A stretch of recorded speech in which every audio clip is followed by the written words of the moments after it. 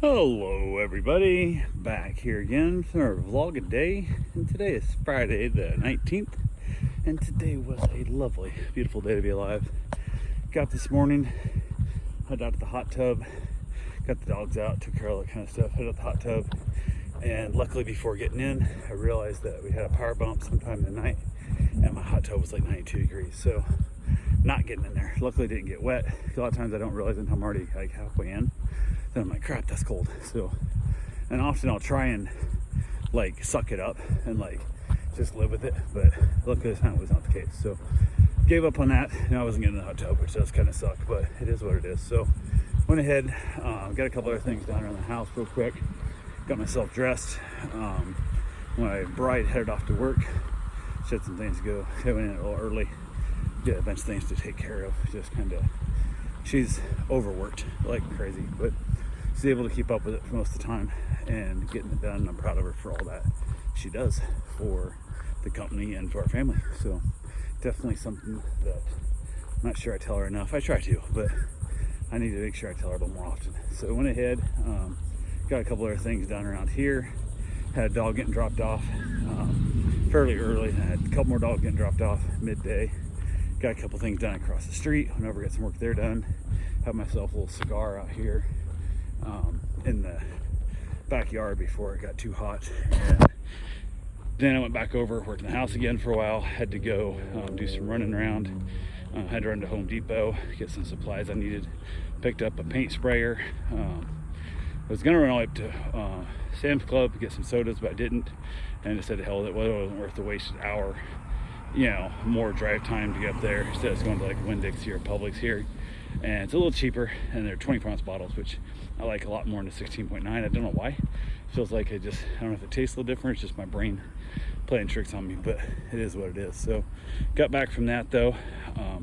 Had a couple of running arounds to do. Had two more dogs getting dropped off. So they'd be here by 3, and they're gonna text me when they get out on their way. I was in Home Depot, and there's no cell service in there, so as I came out of Home Depot, I got a text saying that I already dropped the dogs off, and it's all good to go. My mom was here and watched these dogs a bunch, so it wasn't a problem. And they knew I might not be back because they were supposed to drop the dogs off at like 11, then it turned into 1, then it turned into 3, and they dropped the dogs off at like 2:15. So it is what it is. But yeah, got back here, dogs are all getting along good. Went back across the street, got some more work done in the house. Ended up running over and had to go walks, and a couple German Shepherds and a Bulldog that I had to let out. Basically, they're fenced-in yards, so it's easy to do right there in the intercoastal. I'm always concerned they're going to try and jump in the water, but they never have, so it is what it is there. But yeah, I went ahead, got that done, got back from there. Could have done the way back, but didn't. How are you guys doing? Went ahead, instead of stopping on the way back, just took the motorcycle over because my truck leaks a little bit of oil here and there, and I didn't want to drip oil in their driveway. So made the trip over, got that done, kept back, got some more work done in the house across the street. So much work to do, it's ridiculous. It's one of those things that just I keep thinking I should have hired somebody and just threw money at it and got it done, but I am way too cheap for that. So it's just taking time, and my body, sciatic's really kicking my ass, but it is what it is. So got it all figured out. Got back to the house, wife got home, went and got my run in, got my shower, we had to have dinner, had a meet and greet that did not go well. Lady shows up. First off, her kid pees in my ditch. Little tiny boy is out there peeing in my ditch. I'm like, what the fuck? She yells and stops, and he doesn't even listen. And I'm like, well, your kids don't listen. Your dog doesn't listen. Came in, did the meet and greet. The dog was like kind of growling at my dog and stuff, and growling at different things. Only it's because the owners are here and whatnot. I had the leash laying next to me on the chair, and her son walked over kind of near the leash and kind of there and stuff and whatnot. And their dog walked over and literally started growling at their son, who's little, like, I mean, little enough he's peeing in my ditch. Like, that's how little, not, I'd say, you know, not even kindergarten type age yet. I don't know, kids are like, they're toddlers and they're teenagers. I don't know what the hell what it is, but the dog was growling. I'm like, you realize your dog's growling at your kid right now? She goes, oh yeah, he's really protective over his leash. And I'm like, you're just gonna allow this? Like, no. I'm like, I'm done. Like, I don't need to watch your dog. Like, it's already been acting shitty towards my dog. It's super aggressive towards food and toys, and now it's on leash, and you're allowing this dog to growl at your kid, and you're not even saying shit.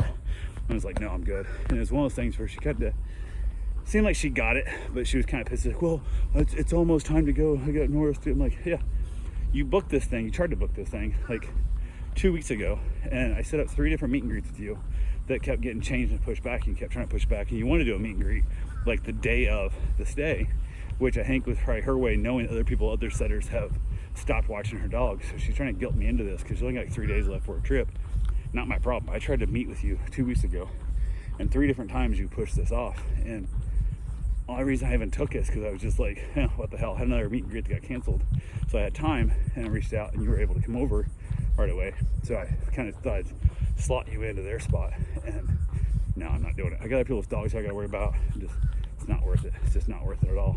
And I said to hell with it. Had I not been so busy, had it been possibly could have turned into a long-term client that I could have worked with and trained the dog and stuff, might have been worth it. But I'm just kind of over that. I'm not getting paid to train dogs. It's just not my gig. I'm getting paid to watch your dog. You need to have your dog disciplined when it gets here, and not worth it. And it was that, just the fact that she didn't care, the fact that she had showed no interest in changing her behavior of her dog.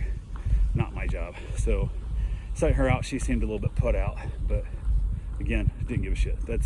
I gotta worry about my own sanity and my other clients, customers, dogs, safety, and all that. And that comes way before her feeling butthurt because her shitty dog still doesn't understand that she's not allowed to growl at the sun. It's ridiculous. But yeah, so that went well. That went well, as well as it could have. So she left, went ahead, got a couple of things done. My wife got home from work. We had dinner. Had a client drop off their dog. It's an older lab. He still acts like a puppy. He still got a lot of energy, and he was tormenting the shit out of the little dog. And they were wrestling and fighting and stuff, having a good time, and just kind of was a lot though. They just kept wearing each other out. I mean, they were just getting on each other quite a bit. So we had a little talk with the dog about learning boundaries, because it just didn't seem to want to quit tormenting the other dog. So, but it went well. After dinner, I headed outside, gonna have myself a nice little cigar. Had a cigar my buddy had actually given me for Christmas, part of like a 10-pack, I think it was.